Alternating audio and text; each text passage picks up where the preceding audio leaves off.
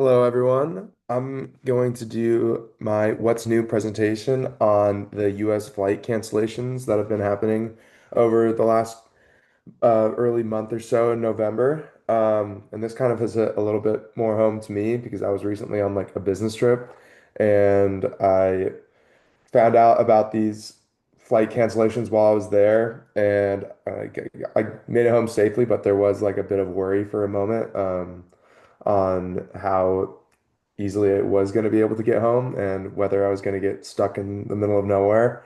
Um, and then I landed and I kind of was able to kind of wrap my head around the magnitude of what was really going on. Yeah, just to give a little bit of background, since early November, the Federal Aviation Administration has ordered airlines to cut 4 to 10% of their flights in over 40 of the major U.S. airports. And this has been due to faulted FFA funding from the recent government shutdown that I'm sure everyone has been hearing more and more news about. Um, and there has also been a severe amount of staffing shortages in their air traffic controllers. And this has just come from a lot of these workers actually getting unpaid during this government shutdown. And there's been a lot of o overwhelming workloads and a misconception about this whole thing is that it doesn't have anything. It has slightly to do with financials, but also has to do with safety in a way, because since there is the less staffing, there's just a lot of workloads that are going on these air traffic controllers, and so they're hoping that with less airplanes in the sky, that these controllers will be able to handle that a little bit better. And then there's also been weather complications, like storms going on in big hubs like Chicago and Atlanta, which obviously those are um, problems that are going to come up in regular days of uh, airplane companies. But definitely during this time, it hasn't been helping the situation. And because of these cancellations and delays, there's been a lot of economic loss. So currently at the 10% of cuts that the FAA has been aiming for, there's been about 285 to 580 million dollars lost every single day.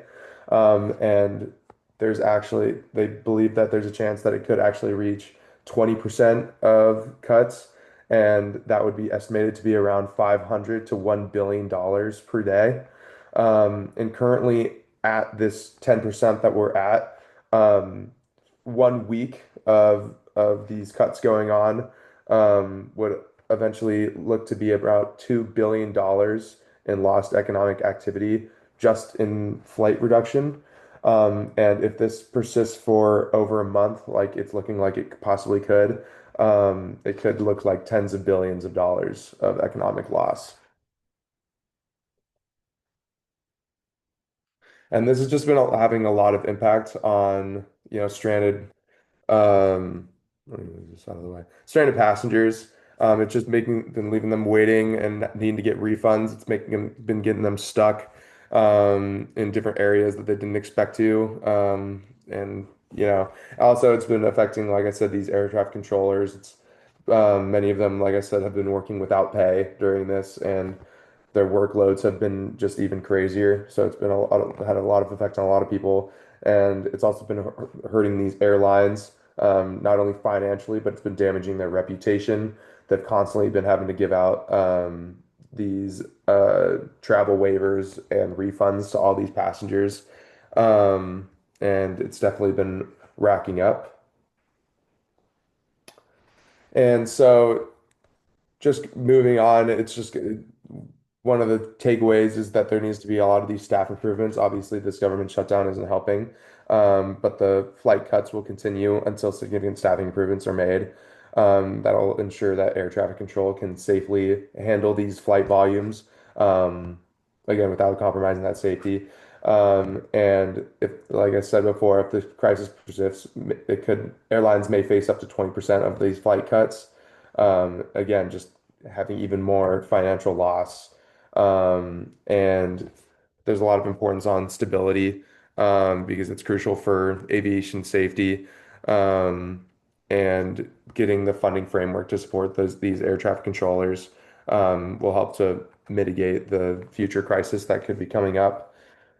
And one more thing I wanted to add is that especially with the holiday season coming up, I mean, it's just like tourism is going to be a big thing in these next couple months. A lot of people are going to be traveling to go see their families. So if these cuts persist, it's just going to make people feel unsure about whether they want to travel and or unsure and if they are traveling, whether they're going to actually make it to their destination on time.